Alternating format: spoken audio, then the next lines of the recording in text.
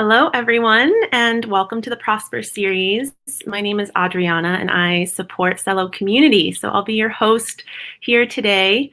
And to get started, it's always fun to hear where folks are calling in from. We're creating a virtual room here to share this content together and build community. So if you're willing, I would love for you to just write in the chat where you're coming in from. So I'll start. I am here, as I am every week, in sheltering in place in El Cerrito, California, which is just outside of San Francisco. Welcome, Thomas. Canada, awesome. Jean-Pierre from the Jersey Channel Islands, amazing. Philadelphia. San Francisco, great. You're right over the bridge, Wes. Landon's calling in from California. Oslo, beautiful, Magnus. That's awesome. We have Amy also calling in.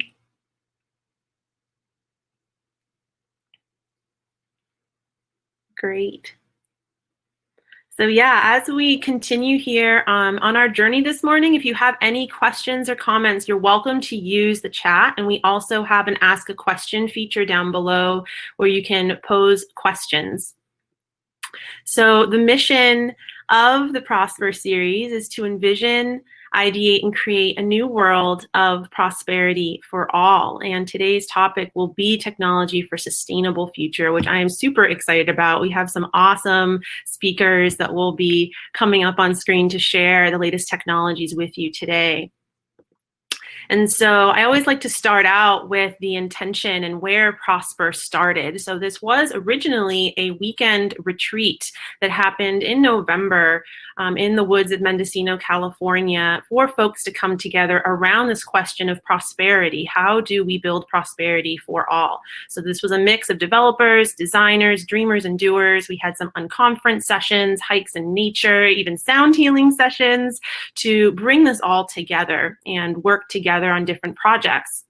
And so, of course, because of the COVID pandemic, we decided to bring this online into a series, into bite-sized chunks weekly, and we'll be continuing until the end of June with different topics around prosperity for you.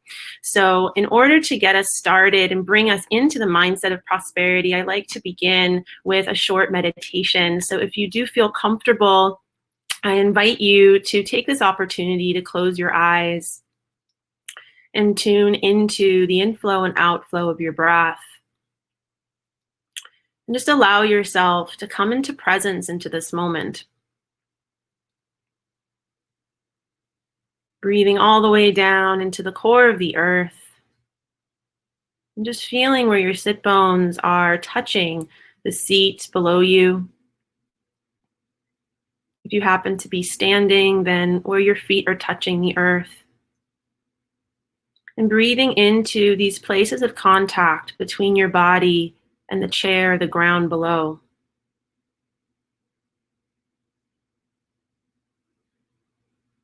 And taking a few deep, full breaths here as more of you arrives into the room. Noticing that as you relax into the moment, more spaciousness becomes available in your body. A slower breath. And with that spaciousness, we grow our capacity to create, to ideate. More space for our right brain to imagine. And so with your next breath, I invite you to breathe up into your heart and to use the words of Charles Eisenstein, "How beautiful can life be? We hardly dare imagine it."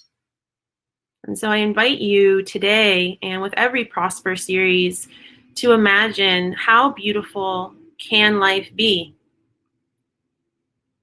Just asking yourself this question. What are the images that arise? The words, colors, sensations. How does it feel in your body? What could a beautiful world look like? And then on your next breath, just gently opening your eyes and coming back into the room. And so today we're going to explore this topic with the themes of sustainability and regeneration. And so how can we create technologies that are not only sustainable with Mother Earth, but actually help regenerate her? And so I am super excited to welcome, we have 3 speakers today that will be talking on this topic. First of all, we have Amy Slawson, who is a partner and protocol engineer and my colleague at cLabs working on Celo, which hosts this series. And so Celo is a platform that makes financial tools available to anyone with a mobile phone. So Amy is passionate about leveraging technologies to meet challenges at the intersection of social, environmental, and economic development. And I'll be bringing her up in a moment.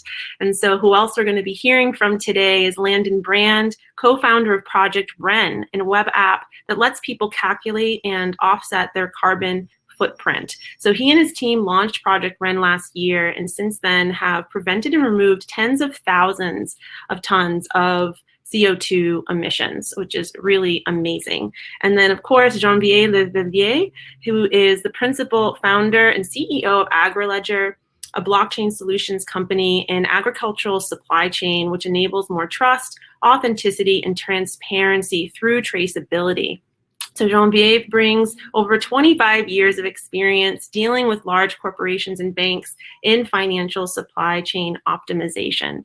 So I am super excited for these speakers today. And with that, I am going to start out by welcoming Amy to kick us off onto the screen. So just give me a moment as we bring her up. So welcome, Amy. Well, thanks, Adriana. And I loved the meditation. It really centered me before giving a talk. Oh, I'm glad to hear that. Yeah, it helps us all receive the information better, I hope. It's the intention. Yeah. Awesome. Well, thanks everyone for joining. What's the best layout for the presentation? Yeah, so why don't I'll go ahead and focus it. Cool. And so everyone, we can start with that. Cool. So thanks everyone for joining. I'm going to talk a bit about money. So money plays an important role in our relationship with humanity and the planet. For a long time, its incentive structure has compelled a lot of continued growth. And you can easily argue that that continued growth was an initial feature of the system. But we've come to realize more recently that this has had a lot of destructive impacts. So knowing this, I believe we can change the story.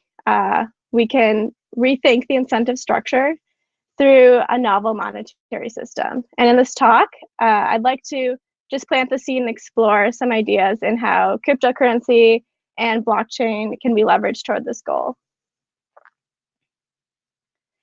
So just a bit of background about me. I know Adriana already shared a bit. I'm a partner here, engineering at cLabs, working on Celo. And the areas I'm really interested in is how do we enable people to all over who are typically excluded from the financial system, how do we enable them to prosper?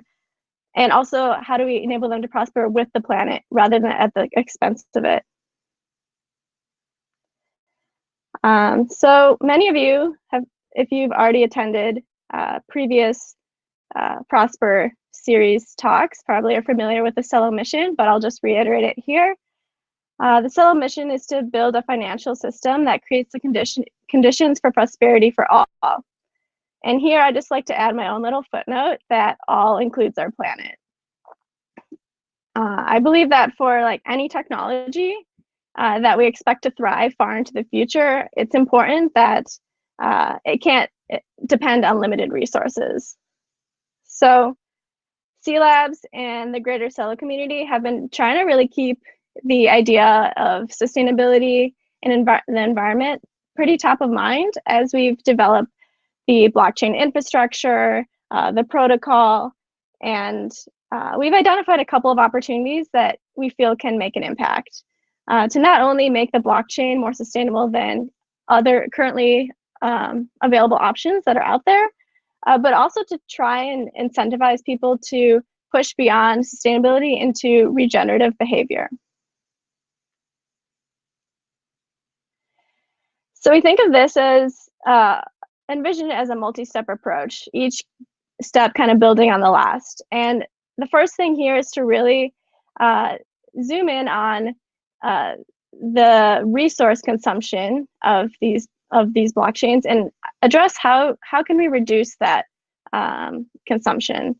And Celo achieves this through a proof of stake mechanism, which requires about a fraction of the overall resources of traditional proof of work blockchains. But of course, you can't run a network on zero energy. So Celo's been trying to contribute to carbon offsetting through a carbon offsetting fund, and to making it one of the first carbon neutral blockchains out there. And finally, we're trying to explore ways in which we can leverage the platform to push beyond sustainability and really incentivize behavior in the real world through the ideas of regenerative bounties and natural capital-backed currencies. And one of the things that I think is really cool about these different steps is, first of all, they tell the story of sustainability or resource reduction to sustainability to regeneration, but also they really build off each other up the stack. So we really start at the core infrastructure level of the blockchain foundation, then move to the governable protocol, and then finally to how it really inspires tangible actions and how we interact with our physical environment. So first we'll start with resource reduction proof of stake. So I'm sure you've seen in the news, a lot of blockchain and cryptocurrency gets pretty bad rep for the amount of energy that it consumes. One report by Digiconomist has estimated that the total carbon footprint annualized for Bitcoin would be comparable to the entire country of New Zealand. And the electrical energy consumption is comparable to the country of Chile, which is pretty crazy. So that comes into question, why do these proof of work systems require so much energy? And what it really comes down to is that proof of work, creating a block in a proof of work system must be hard. And this is because the longest chain in a proof of work system wins. So if producing a block was really easy, then any one individual or one organization could quickly create the longest chain and overtake the entire network. So it's really important that there are a lot of players in a proof of work system, and that for them to compete to create the next block is very difficult. So they end up, each of these nodes ends up processing these computational puzzles over and over again and expending enormous amount of energy nonstop doing so. So there's a new concept, or not super new, but fairly new, of a proof of stake system. Celo's not the first player to do this, so they've pulled a lot of inspiration from a lot of other projects that are exploring this. But essentially, proof of stake uses what's called a Byzantine fault-tolerant consensus algorithm, in which we call our nodes validators here, and each of them determine the next block by signing communications between each other. And once a consensus of them decide, then the next block is finalized. So in this case, each of these nodes is really only processing using compute power to process each transaction once, and for these inter-node communications. So the result of this is that they really don't take much more energy than your average mid-class server machine, or to put that into perspective, running your average consumer coffee maker nonstop. Another like pro for proof of stake on like the side of the environmental side is that less people need to participate in order to keep the network secure. I do want to also note that this is also a limitation, and that this means that fewer players can actually participate. So there is like a pro and con to proof of work and proof of stake here. So the result is that a proof of stake network actually results in a network that uses a fraction of the energy of proof of work. So just comparing back to that original report that I mentioned with Bitcoin, the Bitcoin network is estimated to consume about 75,000 gigawatts energy annually, and consume 36 megatons of CO2. And then we've estimated that the Celo network would require 1.75 gigawatt hours energy and 800 tons of CO2. So as you can see, that is a significant reduction in consumption.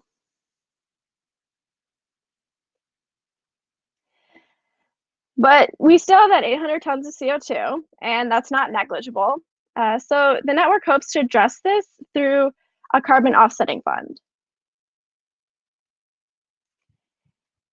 And the fund receives funding or allocations through tapping into our epoch rewards. And so epoch rewards are how we reward participants on the network.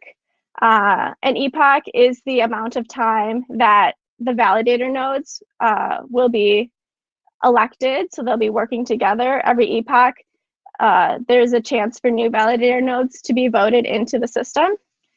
And at the end of that epoch, then we distribute all the rewards for that period of time. So the rewards go to validators. They go to people who voted for these validators that were successful in the system. And then we also contribute to several funds. And one of these is the Carbon Offsetting Fund. And here we've calculated what percentage of these distributions will need to go to this fund in order to offset the operational cost of the entire network. And I'm really excited to announce that as we've been in the process of getting our mainnet up and running, just 2 weeks ago, we had the distributed community vote to add our carbon offset partner in and actually kick off this carbon offsetting process. So our carbon offset partner is Project Wren. Landon's going to share a lot more about it later. But I just want to also point out that through Project Wren, we've been able to contribute to a project called the International Small Group and Tree Planting Program. That has really also helped align with Celo's mission of not only the environmental side of things, but helping people prosper in these traditionally unbanked regions. So this directs funds to communities in Kenya, Uganda, and Tanzania, and has already provided $140 million in economic benefits and leadership building to these communities.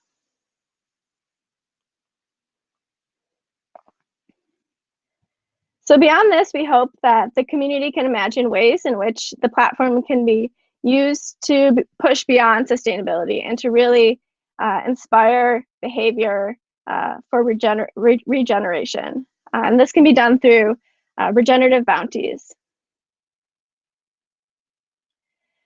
So what are bounties? A lot of crypto projects typically face problems with distribution when they first launch. The way that governments will get money out into the ecosystem is they typically will funnel them through banks.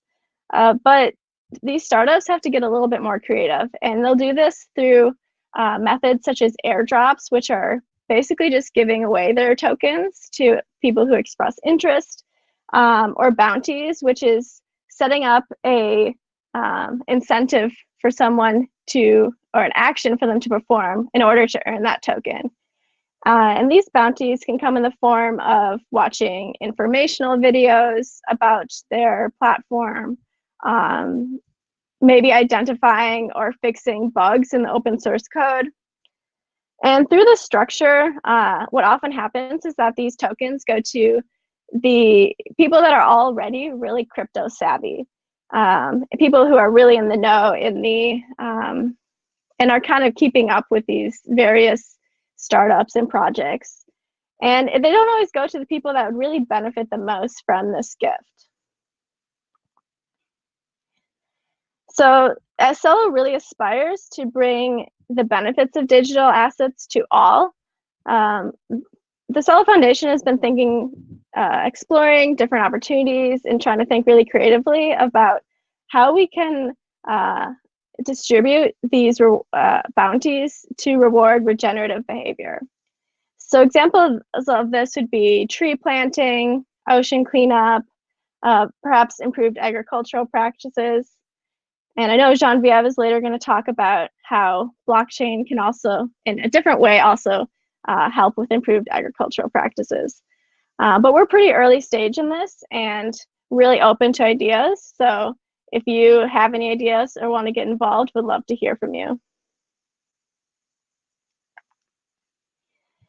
Another possible idea worth exploring is the idea of natural capital-backed currencies. So quoting our cLabs co-founder, Sep Kambar, whatever backs money, people tend to value. So during the gold standard, if you would imagine the gold standard monetary system of the 19th century, people were all rushing west to mine gold.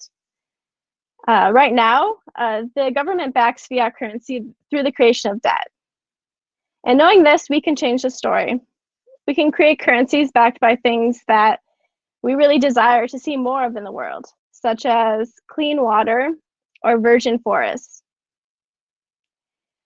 Cryptocurrencies have this unique capacity to realize this through the concept of tokenization of these physical objects.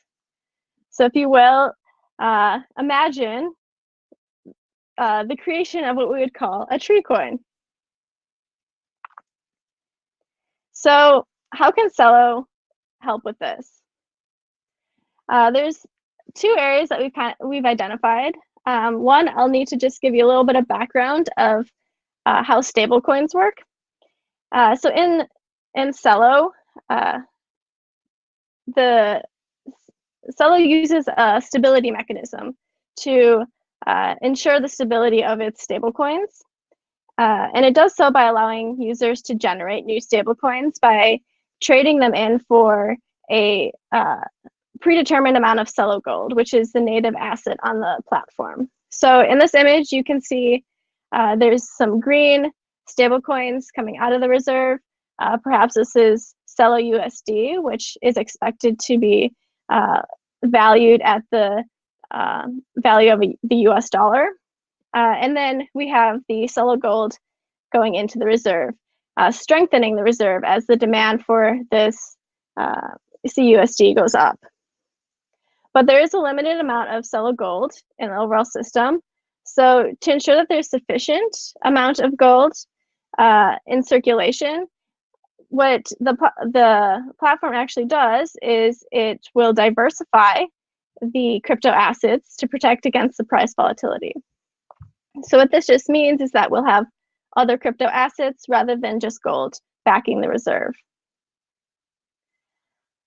What's interesting about this is that this is actually a governable area. So the type of crypto assets and the amount of them that are held in the reserve can actually be voted on and decided by anyone on the network that has Celo gold.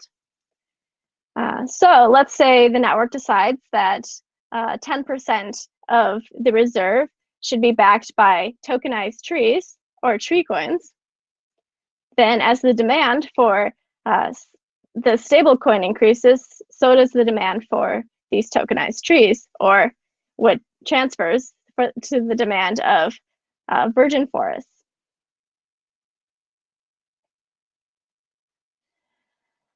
So another way Celo can help with this is in probably the question mark that you have is, how do we know that these tree coins really represent the real thing, that they represent the physical matter?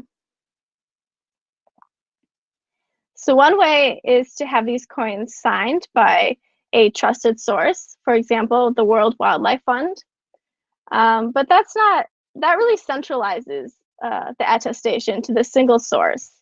And it's unlikely that the World Wildlife Fund would be able to go around the entire world and tokenize all the world's forests. So what if it's a local municipality or a nonprofit that is actually performing this verification? So what a decentralized system here really needs is some sort of reputational or trust score. And Celo does this through an algorithm that was invented by the cLabs co-founder called eigentrust. And essentially, eigentrust works in that an account's reputational score is the sum of all of the other accounts that trust it, summed or weighted by their reputational scores. And what this does is it forms this complex recursive web of trust, of reputational scores in this trustless network. And they can be used to affirm that this agency really is able to be trusted in affirming the coin's backing.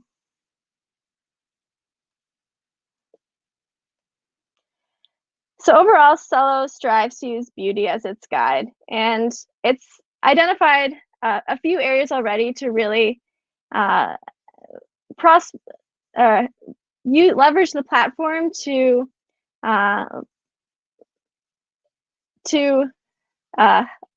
achieve its mission and helping or enabling people to prosper with the planet. And it's done this through some concepts or some ideas such as proof of stake, carbon offset fund, and potentially bounties and natural backed currencies. But we really hope that this is just the starting off point, and hope that this is inspiration for many more ideas that will come from the community. So I just like to wrap this up with a quote from a philosopher that we are fond of, Charles Eisenstein. I know Adriana already quoted him today, but he's one of our favorites. The new money must embody a new story, one that treats nature not as a mother, but as a lover. And to me, I really like this quote because it means that it's time to move beyond the Mother Earth mentality where there's kind of this idea of a stronger one direction give take relationship to a relationship like a lover, where you actually are helping each other and supporting each other, really caring for each other so that you can grow together. And that's all I have.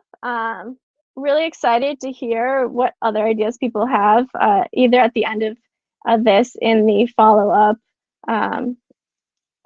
Zoom chat, or if you want to reach out to us on Discord at chat.celo.org or news.celo.org. And that's all I have. Thanks, Amy. That is great. We do have a couple questions here, so I just want to acknowledge that. So the first question we have is Bitcoin versus Celo. The chart showed significant reduction in energy use. Are the comparisons made using the same number of transactions between the two? No. So the Bitcoin one, I think, is a little bit more in depth. It's pulled from, I can send the resource. It's digiconomist.com. I can send the resource in there. We used heuristics when estimating the Celo impact, because we actually, we've only been able to get data from test networks since our mainnet is not live. But because the processing is really, it's only happening during the transaction time. And from the servers that we did see running, the amount of energy consumption was really comparable to a lot of other services, Google Cloud services that we had seen running.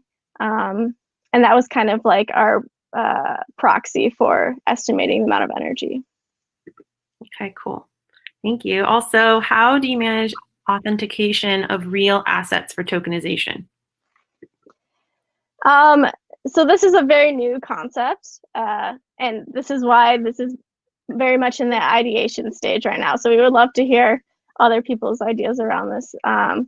But the thought is that we could try and leverage eigentrust to at least form some sort of trust around an account, a verifier, to ensure that, or to give them kind of like a level of certainty that their verification is accurate. Yeah. That's great. Thanks, Amy. So if you want to continue chatting with Amy, and we do have Landon, we're going to bring up to the screen now next.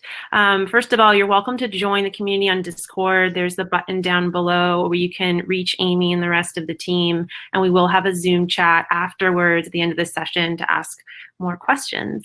So with that, I am going to invite Landon up to the screen. See here. Thank you, Amy.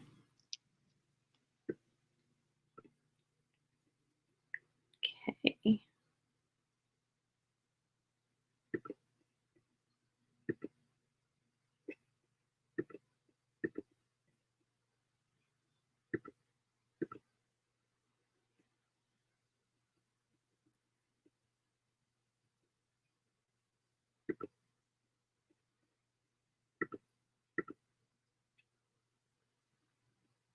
So I'm just having some issues accessing the feature that allows you to invite people up. So we're going to see if this gets fixed here.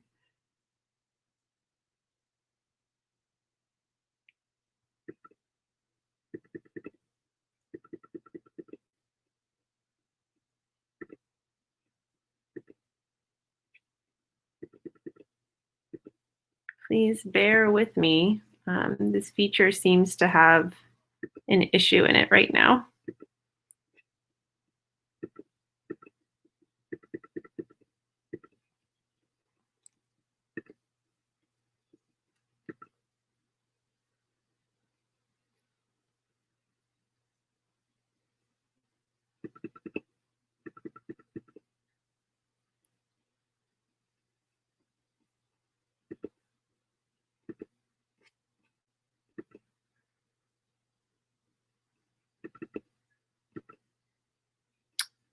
Okay, so I think we may need to, we may need to refresh this cast because we're having some issues with the crowdcast feature for inviting people up to the screen. Let's see. Landon, do you mind just chatting into the window here to confirm that you're watching this? Okay, you are there. All right. All right. So I think what we're going to have to do, folks, is move into another crowdcast. Let's see. Oh, here we go. Oh, Landon. You were there for a short amount of time. How did you do that? I saw Landon too. I spied Landon. Is it working? Yay! This is amazing. Okay. We have someone else.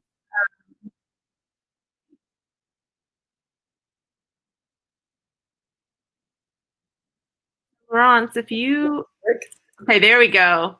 Yeah. All right. Oops. No. Okay. Sorry, guys. This is what happens. Technology for sustainable future, you know. Technology needs it's a constantly evolving thing, and we all are in it together. So thank you for your patience. It almost worked. Okay, let's try this again. Okay. Is it gonna stay? No, apparently not.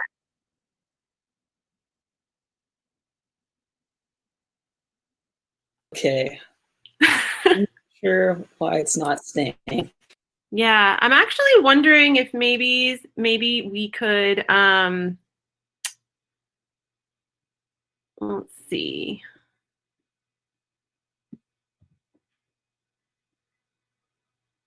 Yeah, 5-second lightning talk.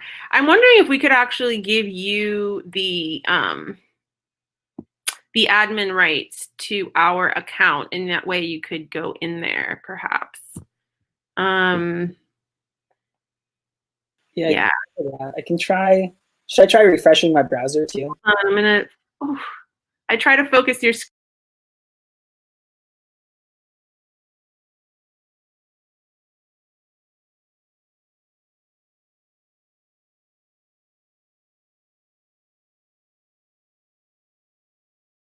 Hello? Okay, I think I might be on here. Okay, great. Awesome. Well, hopefully that's the end of the technical difficulties. Yeah, this is awesome. I really love that talk. Actually, I have a ton more to say, so feel free to ask questions about what Amy said too. I don't think I can help with any of the blockchain stuff, but I'm really interested in the idea of natural backed currencies. Yeah, let me share my screen here so I can dive a little bit deeper. So I'm very interested in natural backed currencies. Unfortunately, that's not what I'm going to talk about today. Today, I'm going to talk mostly about how technologists can create systems change for our climate. So a little bit of background on me. I'm co-founder of Project Wren. Basically, it's a website where you can go and calculate your carbon footprint by answering questions about your lifestyle, stuff like how much do you drive, what do you eat, etc. And then you support projects that plant trees or protect rainforest or otherwise pull that carbon out of the air. So you're effectively carbon neutral. One thing we think about a lot at Wren that actually relates to what Amy was talking about was how to prove these sorts of carbon offset projects that are supposed to be pulling down carbon. How do we prove those are real and actually happening? And just a quick note on how we've worked on that on Wren is we just make it as transparent as possible. So if we say that a project is planting trees and those trees are pulling down carbon, well then there should be pictures of those trees and there should be GPS coordinates tied to those trees, and people should be able to go out and find them and say, okay, yeah, this is real. Just an idea. We're always figuring out on how to become more and more transparent, but I thought I would mention that just since Amy was talking about natural capital-backed currencies. But anyway, back to the main topic that I want to talk about today. In a weird way, the technologists of the 1800s are really the ones that got us into this mess with the climate crisis. So I don't mean to make it sound like technologists were the bad ones here or anything like that. It's just interesting to think about. In the 1800s, we made amazing technology that could give us cheap energy and efficient means of transportation. This was amazing for everyone involved. It made life a lot easier, and we have so much today that wouldn't have been possible without those sorts of breakthroughs. But what we didn't realize at the time was that the fossil fuels we were burning were releasing enough CO2 to make the Earth hotter. So it wasn't a sustainable system. From the start, it wasn't sustainable. So the technologists of the 1800s, they didn't have all the information. They weren't super thoughtful about this because they weren't thinking that we would burn that much CO2 or burn that much fossil fuel and cause a massive greenhouse gas effect here. But I think as technologists today, we can consider it part of our duty to help get out of this mess, to at least be doing something directionally correct to end the climate crisis. So today I'm going to simplify things a lot. So I'm going to start with a really simple explanation of the problem. We're putting a lot of greenhouse gases in our atmosphere, which is making Earth get hotter. Now, as Earth is getting hotter, the weather is getting weird. This is bad for us. We really like stable weather, so we know where it's good to grow food and put our homes. And so since the weather is changing, we're seeing droughts and wildfires and hurricanes, all this bad weather that's super severe where it's not supposed to be. We hadn't really planned for that sort of weather in that location. And now as the global population, our economies are growing and growing, we're burning really a lot of fossil fuels. We need to stop. Scientists have actually set a carbon budget for Earth, and most pathways that prevent runaway climate change, so climate change that just keeps going, it's hard to rein in, suggest that we need to get to net zero emissions by 2050. So that's pretty quick. That's almost sooner than we realize. So let's talk about how we can move forward and what we can do. The climate crisis is a topic that seems extremely big and scary. It feels impossible to fully understand, let alone fix. But right now I'm going to gloss over all the details and just tell you in really big, broad brushstrokes what we actually need to do to end the climate crisis. It's definitely not the full story, but I hope it's a helpful simplification here. So the first thing we need to do is create way more carbon-free energy. Right now, about 85% of our energy comes from fossil fuels. That means we have a lot of work to do, deploying solar panels, windmills, and nuclear plants to replace that 85%. And we actually have to go beyond that and install enough clean energy sources to give the developing world all the energy they need. Earth's population is still growing and growing, and we should plan to give everyone access to plenty of carbon-free energy. Next, we also need to be decarbonizing the whole economy. So some sectors like transportation and shipping burn fossil fuels directly. So we'll need to electrify them or start using renewable fuels that are carbon neutral or some other way of decarbonizing them. We also have a bunch of tricky industrial problems, like right now the cement industry is responsible for about 8% of global emissions. That's partially because making concrete is a process that just involves the direct emissions of CO2. That's just the chemical reaction that needs to happen in order to create concrete. So there's many other the fragments of the economy that are like that are tricky to decarbonize, and we'll need to deal with them by creating new technologies and processes that don't emit greenhouse gases. So even if we do both these things, even if we create all the energy we need to, we fully decarbonize industries, we'll probably overshoot our carbon budget. We'll have to remove carbon from the atmosphere. Trees are a really good and natural tool for carbon removal. They photosynthesize and store their carbon in wood that lasts a long time. Scientists and engineers are also building machines that literally suck CO2 out of the air and store it in rocks. There's many more ways of removing carbon from the air being worked on. If we can get some of them to work at scale and we can accomplish those other two goals, we'll be in business. So I did say this was a deceptively simple list. I only listed 3 high-level categories, but in reality, there's approximately 1 gazillion things that need to happen for each of those buckets. But they each have really simple overarching goals. And if there's a simple overarching goal like that, we can probably create some incentives here. If we build the right incentives and we construct an effective system, our problems will basically be solved for us. So people will just figure out how to take advantage of those incentives that we offer and build solutions. So the natural-backed currencies that Amy was talking about, that's actually an idea here where we can create an incentive structure for protecting these natural resources that are really important. So one really simple incentive to help us accomplish our goals would be to implement a carbon tax. So whenever anyone emits carbon, they need to pay more money for how much carbon they emitted. It's basic economics. When you put a high enough price on polluting, people are going to figure out how to stop polluting. It's also kind of like a 2-for-1 solution here, since it would encourage companies to create carbon-free energy, and it would encourage companies to figure out how they can decarbonize their business. So they don't want to pay those extra taxes for emitting CO2. If you're a cement company, then you're going to invest a lot of resources in figuring out how to build carbon-free cement. Even better than that, we could tell each company they have a hard limit on how much CO2 they can emit in a year. And if they go over that limit, they have to pay someone to remove carbon from the air for them. So if I'm PG&E and I go over my quota for burning natural gas, I have to pay someone who is planting trees or protecting rainforests to make up for how much I overshot.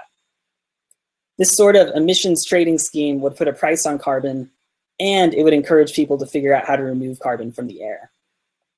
So a really well implemented emissions trading scheme like this, they're also called cap and trade systems, by the way. A really effective one of these policies might be enough to single-handedly end the climate crisis, because it would encourage energy companies to build renewables since they have that hard cap on how much emissions they can create. It would also encourage cement companies or any other company that has carbon in their supply chain somewhere. It would encourage those companies to figure out how to remove it from their supply chain. And it creates a strong incentive for companies to figure out how to remove carbon from the air. So that could work. Any of these systems, system changes, the carbon tax, cap and trade, they could be huge. Problem is, no one's passing these policies right now. There's been several emissions trading schemes or cap and trade programs rolled out. There's one in the EU, there's one in California, but they aren't nearly aggressive enough to get to where we need to go.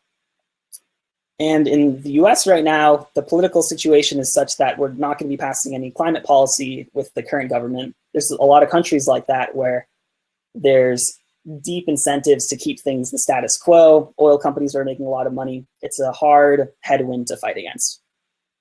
So while we keep pushing governments to take bigger actions, what else can we do? What can we kind of learn from these policy solutions that would work super well? And how can we as technologists, whether we're engineers, designers, or just people who are dreaming of the future here, what can we do? One idea is to look for existing incentive structures. So there aren't enough of these, but there are some incentive structures that we can take advantage of as people who like to build stuff and build something good for the planet. For example, there's already some emissions trading schemes out there, like I mentioned, in the EU and California. There's enough to create a fairly robust carbon offset market where companies who figure out how to remove or prevent emissions can get paid for it. So this incentive structure is already in place, and you as a technologist can help build technology for this market. So as a few examples, there's a company called Pachama that uses satellite imagery and deep learning to give better estimates on how much carbon is stored in the forest. So if we can be much more accurate about how much carbon is actually getting stored in forests, how much carbon is being removed, then we can say this incentive structure that's encouraging planting more forests and storing the carbon in that forest, that incentive structure is going to be really accurate. We have the technology to ensure that it's accurate and actually doing what we hope it's doing. Another company taking a different approach in this carbon offset market is a company called Nori. They're building a blockchain to keep track of carbon removals, so we can be really sure who's getting the credit for removing what CO2. Wren also is built on this existing infrastructure of the carbon offset world. We're not focused very much on companies, but for individuals, we can provide a lot of transparency into the carbon offsets that they're purchasing, that they're supporting. And we can show them, yes, this is real, like this is where it is, these are the photos, like come visit. Yeah, so we can tap into this existing market. There's other similar markets that we can think about too. A different approach is to create a whole new incentive structure. So in a kind of a cool way, Tesla created a market for electric cars. Before them, the technology was there, but no one wanted to buy them. Tesla made it cool to buy an electric car, and because of that, they were able to scale the production a lot. And now, since consumers, they're incentivized to buy electric cars, their electric cars are cool, people want to be cool, so they want to buy electric cars. That means consumers are buying enough electric cars for other car companies to think, hey, we should be making electric cars. Now it feels inevitable that cars will be electric in 50 years. No one's going to be driving around a gas car in 50 years. And that's because a group created that incentive structure where even though it's not like a financial incentive to buy an electric car, just making a really cool new thing that everyone wants is shifting the system. It's creating an incentive structure in a different way. So in a way, all of us technologists are building a future. And we need to be thinking about what that future is. The technology we create will have a disproportionate effect on our future in ways that we can't even think about right now. We saw that with steam engines that burned coal and cars that burned oil. It brought these amazing things to our life because we had access to energy, but also now is causing us some serious problems because it emits CO2. The system we live in shifts dramatically when we create new technology, so it's worth it to think about the behavior we should reward and go build a way to reward that behavior. Creating those and new incentive structures or improving incentive structures can be one of the highest leverage things we can do to change this system. Thanks for listening. That's all I got. Email me anytime at landon@projectwren.com. Always happy to help folks who are trying to build a more sustainable system. Awesome. And let me see if I have any questions here now.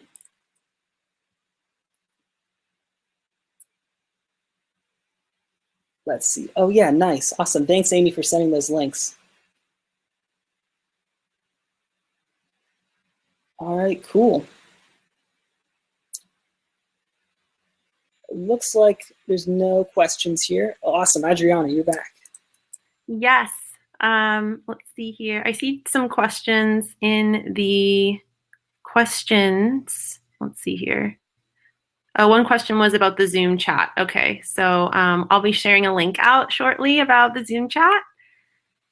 And let's see. Okay, so, and I don't know if you answered Adele's question, Landon, but a lot of the stuff you mentioned requires a gov or regulation push. How do we incentivize governments to go faster? Yeah, totally. So that's another way we can think about technology as a lever here. So governments, they feel pressure from a lot of different sides, but one side is like oil companies, fossil fuel industry, these groups that can lobby a lot. But they can also feel pressure from individuals, the constituents who are voting them into office. So we can create, I think it's worth it to expand the perspective of like clean technology here. It's not just about solar panels and windmills. Everything we do today is technology. Like we're only having this conversation because we can do it over a video call. People spend a lot of time online, and we can build technological tools that just change perspective too.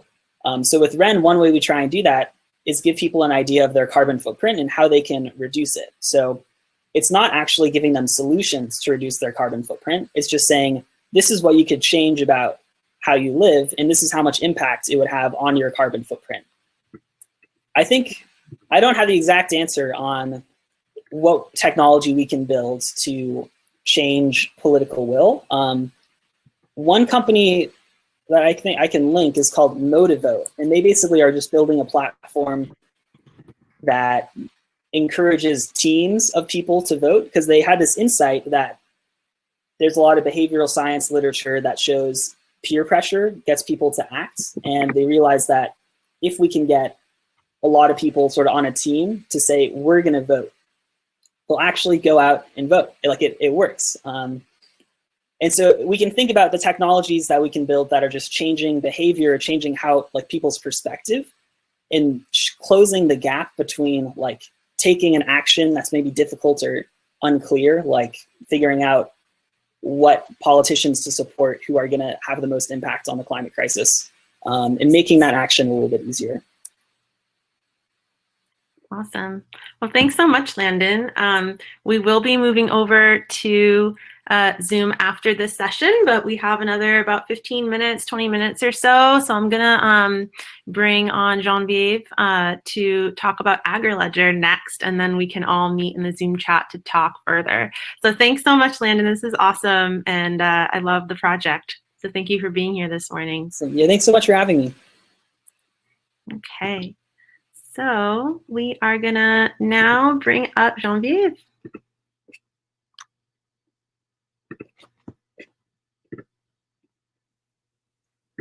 Hello, everybody. Hi, Hi. welcome. Thank you very much. I'm going to go ahead and start sharing. Oops. Let's see.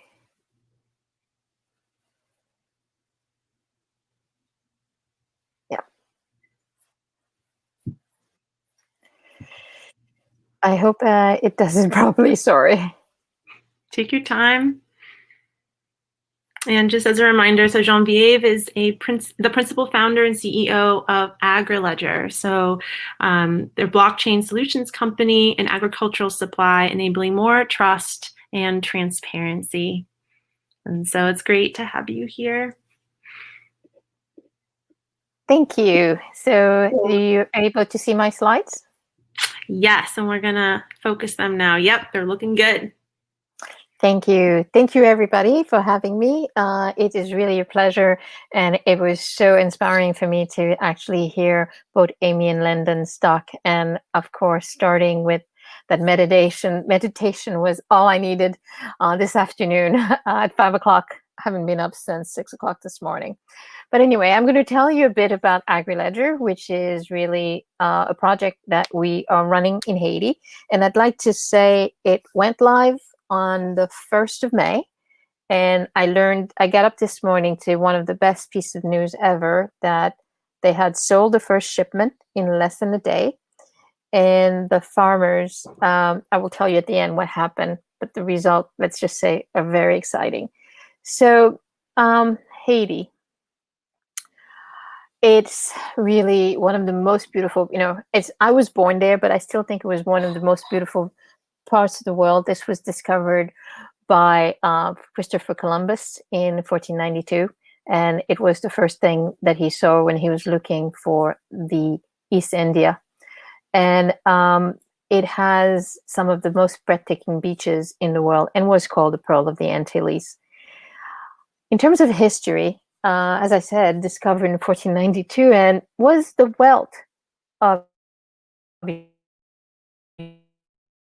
centuries. The sugarcane helped France with about 40% of their revenue. And when they actually gained their independence in 2000, it was in 1804, 1796 is when they gained their independence through the use of force. And they were the first Black nation to do so. However, that also caused a lot of issues in terms of access to market. As you can imagine, that was still the time of slavery, so which meant that being able to sell to the powerful neighbor of the United States, where you still had slavery and being a Black nation, that meant they needed to only be able to, their port of call was actually lost. And finally, there was also a very heavy toll for them with France, because they had to actually pay what is equivalent to about $40 million nowadays, and they paid every single penny. And many of you might have heard of Haiti with the hurricane that happened in 2008, and again, earthquakes in 2010. So as you can imagine, that's become a very fragile environment. This is Haiti today. So we have all been having our civil liberties affected by COVID as of actually November 2018. It started in Haiti with a lot of protest, and culminated in August, to where it was total civil unrest and the country became locked. So they actually called it pays lock, and that meant fires, protests, and work stopped. So it was absolute confinement for everyone.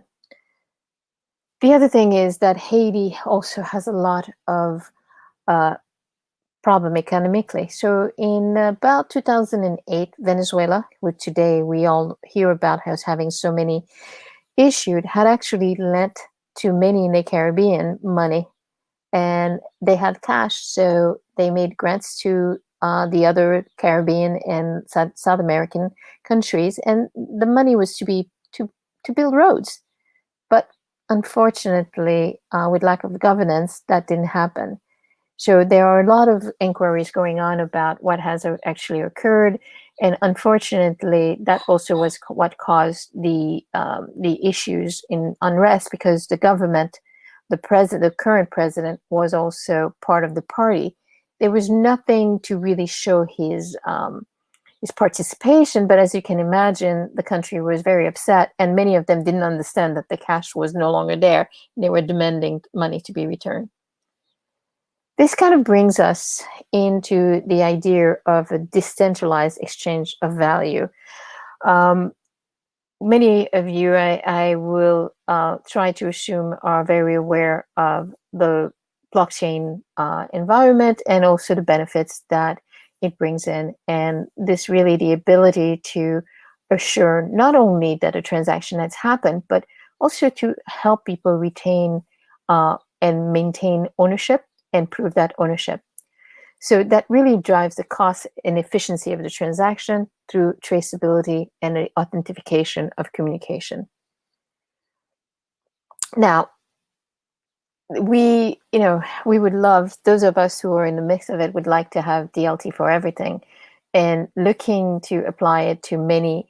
I love the fact that we're trying to push the boundaries, but I think that agriculture is one of those cases that it very, very much fit for, not only because it really allows for the fair distribution of proceed, but also I think it goes beyond that in terms of what I would call even food safety and food security, which are things that really bother our world. And if we look at even what's happening, some of the images that we're getting in the US, where there are gallons of milk being released because the schools which were buying it are no longer in session, then that leads us to believe that there is actually a need to be able to understand food security and stop the long lines that are happening of people who are looking to have food, because I think there's an increase in waste, and there is also a very remarkable increase of communities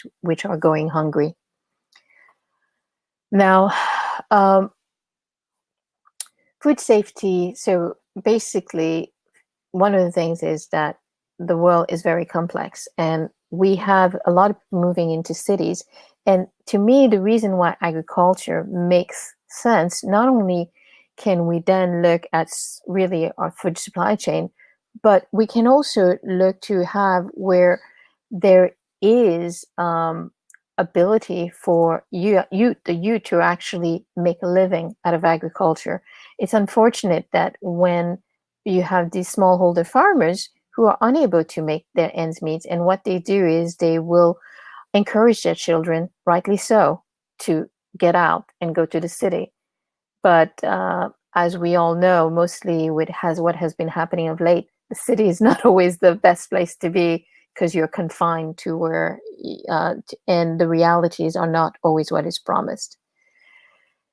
So Haiti, what we're doing in AgriLedger is we have been driving a project which is supported by the World Bank for the government of Haiti, which is first looking at fresh fruits. So the idea is to enable the farmers to retain access to their product, and then get that over to further afield. Either at the moment, it's really concentrating to going to the US, but there are opportunities of also looking more in terms of the circular economy and making sure that we reduce waste and get them income from all of their produce. So this is a question. I can't see the questionnaire, so I'd like to ask from everyone, what do you think the percentage of a farmer earns in Haiti for a mango which is sold at $3? So I'll give you a minute.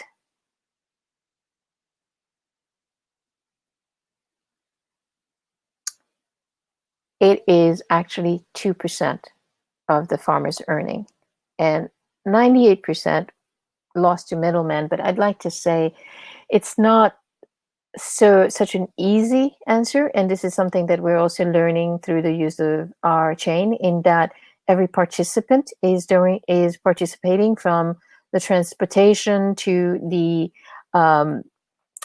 seller, the broker. So all of those things will allow us to be able to also look at better ways of actually creating efficiency. So let me share with you a little video of Haiti. Oh, I do. Sorry.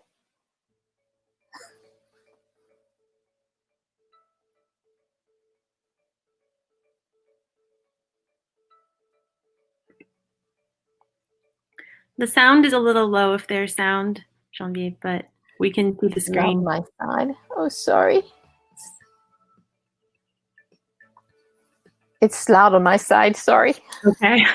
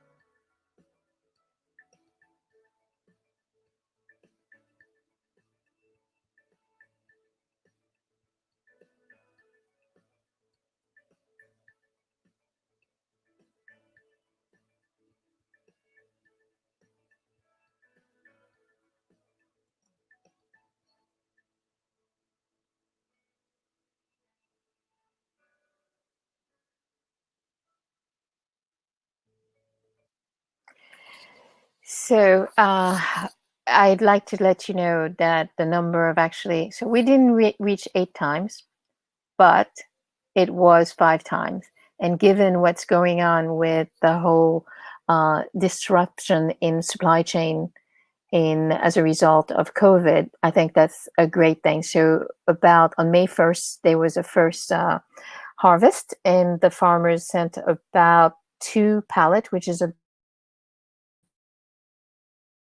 $200 of mango, and they sold yesterday in less than a day at $9 a box, which netted them a total of $3.22 after the cost of transportation and also the broker's fees were taken.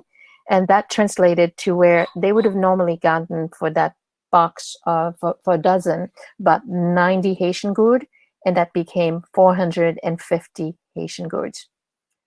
So obviously, we had challenges, and I'm going, they go from infrastructure to obviously the knowledge and sharing that needs to happen. So we are starting the project with about 500 farmers. So the first lot of farmers were about 30 of them.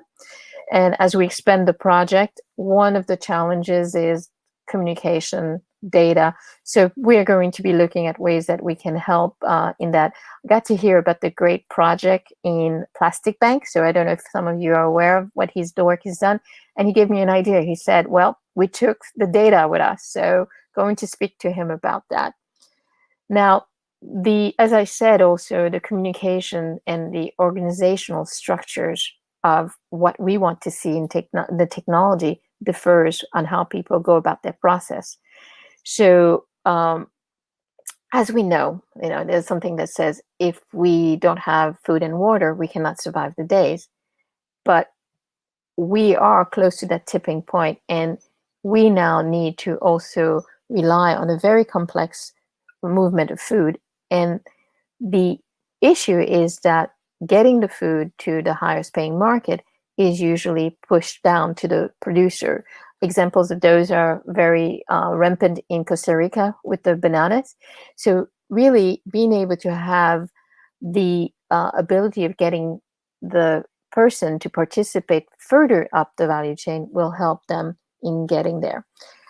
In terms of the value chain, what we are seeing is that it allows benefits in terms of cybersecurity, critical infrastructure management, and also civil liberty. So what we are doing with this is also working with the government so that it helps in some of the regulation. They changed them before us coming in terms of transactions, which weren't there before, so electronic transaction. So, but there's still work to be done. Now, the mechanics of this is a bit,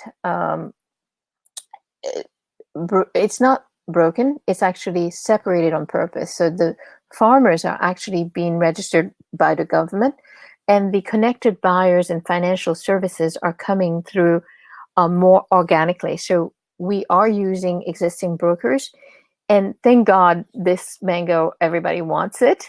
It's beautiful. So it helps us to be able, from a blockchain, making everything immutable and creating that transparency. Obviously, brokers will not want to have others know what's going on. So using the platform, we have designed it in a way that you can segregate. And we are starting with a very low number of nodes, but what we want to do is eventually for people to be able to manage their own nodes and be able to be part of the ecosystem. In terms of the community, because they are now recorded on the blockchain and they are starting to see the value, they are now becoming encouraged. I think that once you have several of them receiving the cash and receiving more, they will tell their friends, and that is an opportunity to also get them other services such as weather services.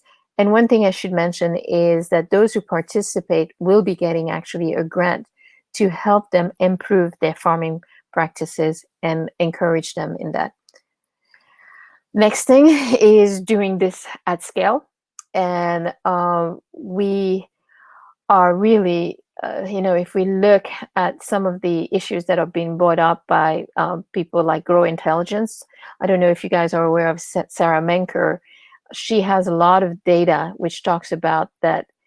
Not only, we talk about the FAO saying that by 2050 we need to change in order to be able to feed the planet, but even bigger than that is really the calorie intake. And so if we look at the calorie intake as a mean of sustainability, it becomes something which it needs to be addressed.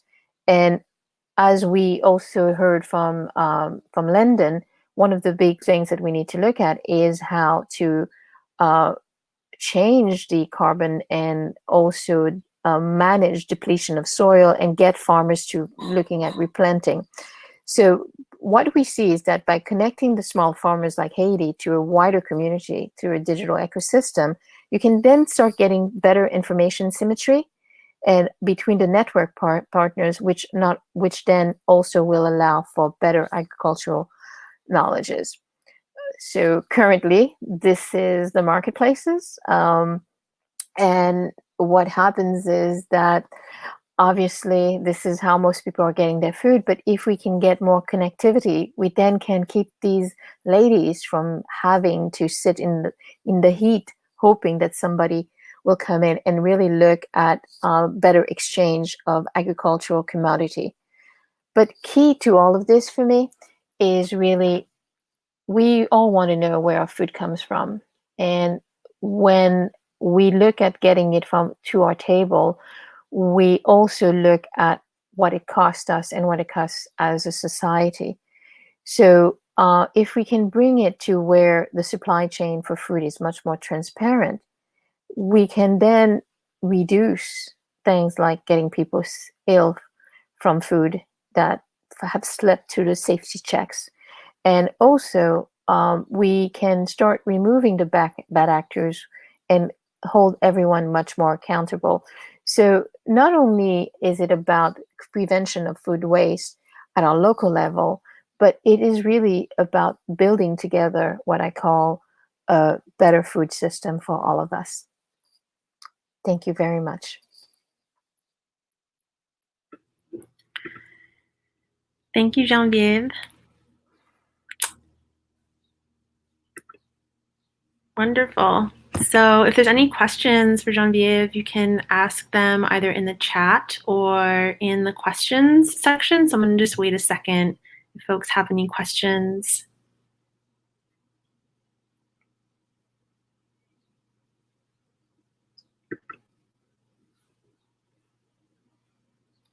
Okay.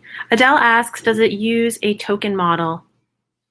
No, we don't have a token model in there, but that doesn't mean we're not tokenizing the assets. As the for me, there's two things. First of all, I had as a request from the project with the government of Haiti and also the World Bank that we didn't use any tokenization.